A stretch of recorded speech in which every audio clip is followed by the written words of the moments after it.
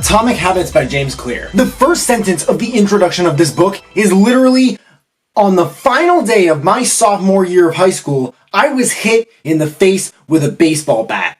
Wow. He describes the amount of pain, the impact that it caused, and it was crazy. At the nurse's office, he was asked a couple questions and fainted. Then he went to one hospital and then another, and his mom rose to it with him in a helicopter, and he went to a trauma unit. After his third seizure that day, he was put into a coma and placed with a ventilator. Obviously, now he's okay. He did become a college athlete, but during those years, he noticed what really brought his confidence up was these little habits that really began to pay off 6 years after being hit in the face with a baseball bat, taken to a hospital, and then put into a coma. He was the top male athlete at Denison University and named to the ESPN All-American team. I don't know what any of that shit means. I don't really care about sports at all.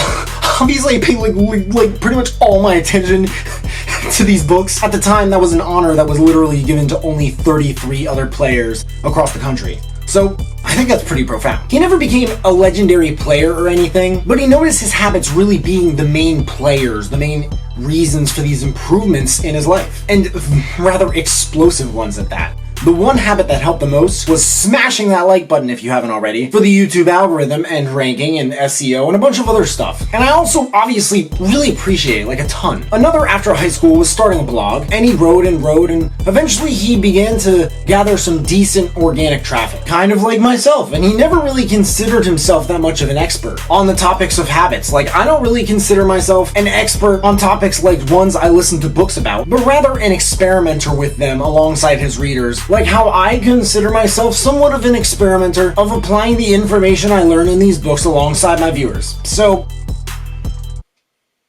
I know the feeling, James. I do. By the way, this book is fucking chock full of quotes. Okay, so hopefully the summary in this review is not shorter than my list of takeaway quotes from the book. He explains the stimulus response reward system and how that worked, which came up from P.F. Skinner in the 1900s, but then how it evolved to our homie Charles Duhigg and his cue, routine, and reward system from his phenomenal book, The Power of Habit. And this book, Atomic Habits, is meant to be the first scientific account of internal and external habit stimuli. The first chapter is the fundamentals about why the smallest changes make the biggest differences. I like this book a bunch. I'm still trying to figure out how to articulate what separates it from The Compound Effect by Darren Hardy. The author James Clear of Atomic Habits, obviously, notes that people don't really notice a 1% difference until it really adds up. Meanwhile, the biggest hard workers who don't succeed think that they're just gonna take a bunch of random action and that something will happen. Believe me when I say I've been there, and deep down, I've felt vaguely uneasy about the fact that it wasn't really getting me anywhere. But think about this, if you get 1% better every single day for a whole year, from January 1st till January 1st, you will have gotten 37 times better. And habits are kind of like the compound interest of self-improvement, if you think about it. Obviously, small changes don't seem to matter that much in the moment. No result comes quickly, so we slide the habit quickly. And when we repeat the poor mistakes over and over and over again, they turn into super toxic results. Then he gives some other examples of this and explains this thing I think he calls the plateau of latent potential. And this is where it really seems like nothing is happening, and this is where most people quit. But after you kind of cross that plateau is where you really start seeing results. Then he talks about goals versus systems, and how making systems is actually a better way to reach goals than just setting a goal and being like, okay, let's do it. Because goals are the results you want to achieve, but systems are the processes of how you achieve them. And I feel like a lot of people in self-help books and shit, so many of them talk about the what, but that's all they talk about. You don't just get the what, you have to focus on the how, the why, and all sorts of other stuff. And I feel like this book really focuses most on how to optimize systems and make those out of habits. We think goals are everything, but every Olympian wants a gold medal. It's just how you achieve the goal that changes it. That, and of course, the belief that you can do it. Then he has this great chapter about identity and how your habits will shape the identity and vice versa when it comes to the actual ins and outs of habit management. I don't think I can name a better book than this one. I really don't. If you want to look at it like identity, there are two types of quitters of bad habits in the world. If you're trying to quit smoking and someone offers you a cigarette and you say, no thanks, I'm trying to quit. How many people have said that over and over and over again? And it never happens, and they struggle and struggle. What if you started saying, no thanks, I'm not a smoker? Now, instead of the outcome of not smoking, you have the identity of a non-smoker. That is 100 times more powerful than saying you're just trying to quit. Because behavior that's incongruent with your identity doesn't last. And it's not like this with just, quitting smoking or anything. But that's why it's so important to just tell yourself you already are who you want to be. Because it just changes fucking everything. Don't want something, just be it. This is the same thing as people who say, I can't quit, I'm an addict. And put this whole addiction is or isn't a disease thing to the side for a second when I say that, if you can. He goes way, way deeper into this whole identity thing in the rest of the chapter with an avalanche of examples. Who's the type of person that can lose 40 pounds? Who's the type of person that can learn a new language? Who's the type of person who could run a successful startup? James Clear has a friend who lost 100 pounds by asking herself,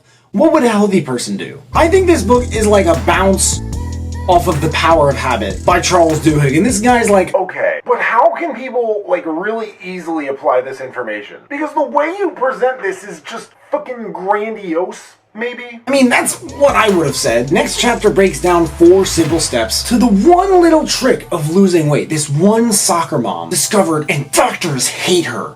No, I'm just kidding. He breaks down the 4 simple steps to every habit. Yes, every habit. Even masturbation, especially masturbation. There are 4 laws of habit change. And of course, like many of the shit in these books, they are niche and field proof, and they apply to everything in life. Each of these laws pertains to one of the 4 steps in a habit.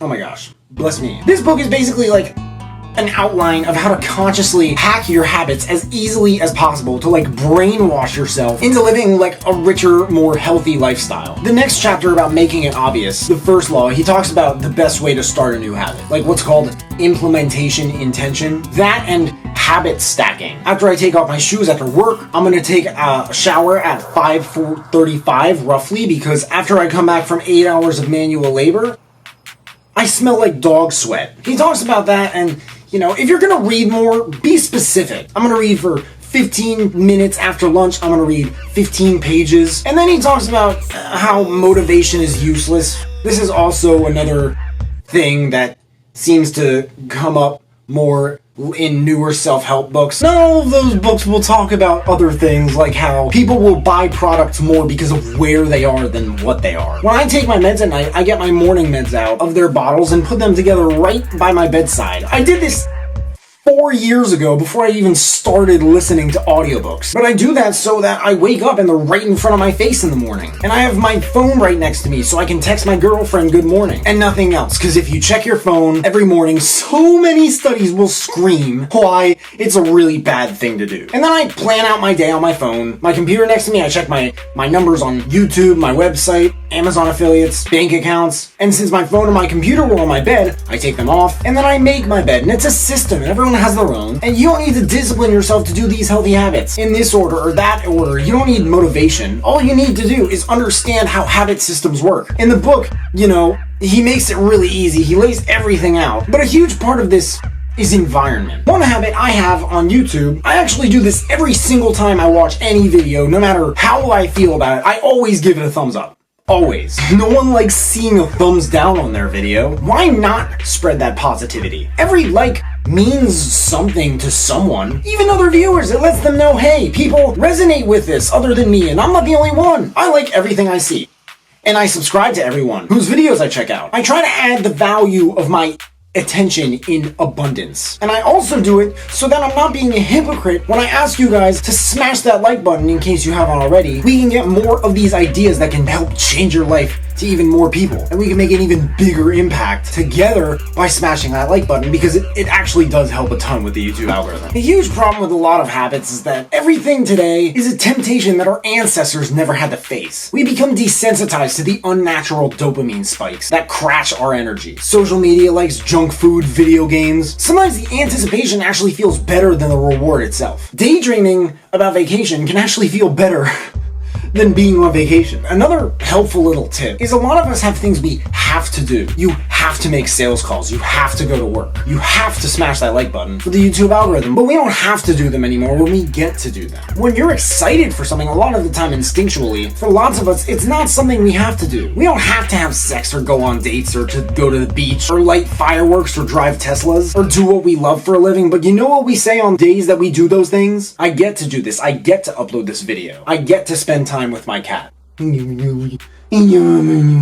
name's Thunder. I get to work out. I get to eat a Marie Callender's pot pie. After work, I get to meditate. I get to shower. You get to do something because you're excited to. Things you have to do, you also get to do. And a little critique I have of this book is that with the exception of concepts like the 2-minute rule, you begin to feel like he's saying the same thing over and over again, just in a lot of different ways. Maybe that's just me. Maybe it's true, but he did it on purpose because he couldn't have gotten the points across as thoroughly by doing otherwise. But I just kind of found myself writing less notes the further I got into the book. Until the part about immediate return environments versus delayed return environments. In the last 500 years or so, the shit that you need and want every day has become something you can't just get immediately. And I know someone could be like, Sam, that's not true. I can get a match with people on Tinder. I can just go on dates. I can just go buy a cheeseburger at the store. that is not what I'm talking about. In fact, the complexity that goes into that and how those things make this even more true is probably a topic for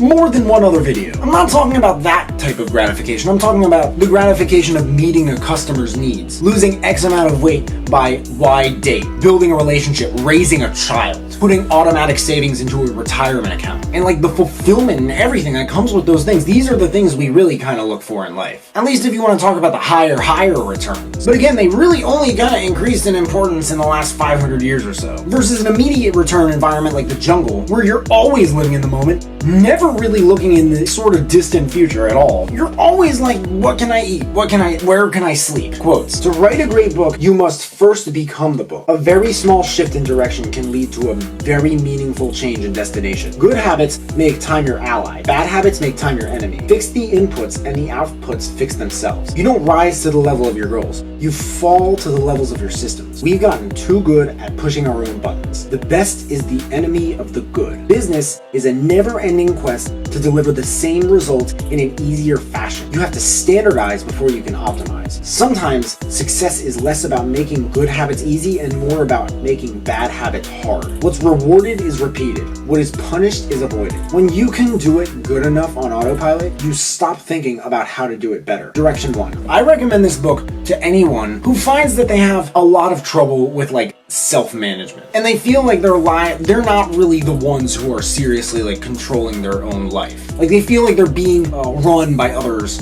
kind of against their own preference. Direction 2. If you like this book, I recommend definitely checking out The Power of Habit by Charles Duhigg. That and The Compound Effect by Darren Hardy. I know all three of these books are different from each other. I haven't listened to the other two I just recommended in some time, but I feel like they all offer different perspectives sufficient to give you that whole view of, okay, here's what to do, here's what not to do.